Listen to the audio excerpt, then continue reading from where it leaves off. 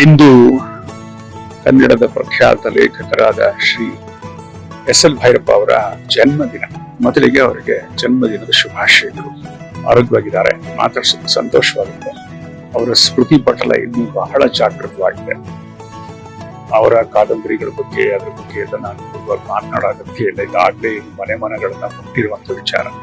ಅವ್ರ ಜೊತೆ ಇರುವಂತಹ ಒಂದೆರಡು ಅದ್ಭುತವಾದ ನೆನಪುಗಳನ್ನು ಹೇಳ್ಕೋಬೇಕು. ಮುಖ್ಯವಾಗಿ ನಾನು ಮೈಸೂರಿನಲ್ಲೇ ನಾನು ನನ್ನ ಸ್ನಾತಕೋತ್ತರ ಪದವಿಯನ್ನು ಪಡೆದವನು.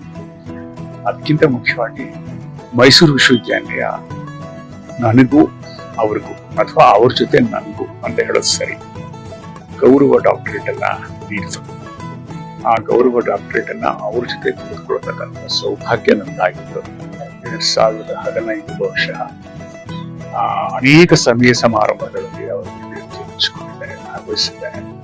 ಈ ಸಂದರ್ಭದಲ್ಲಿ ಅವರಿಗೆ ಸಂಪೂರ್ಣವಾದಂತಹ ಆರೋಗ್ಯವನ್ನ ಕೋರ್ತಾ ಬಹುಕಾಲ ಅವರ ಜೊತೆಗೆ ಆರೋಗ್ಯವಾಗಿ ಬದುಕಿರಲಿ, ಇನ್ನೂ ಸೃಜನಶೀಲ ಕೆಲಸದಲ್ಲಿ ತೊಡಕೊಳ್ಳಿ ಅಂತ ಹೇಳಿ ಆಶಿಸ್ತೇನೆ.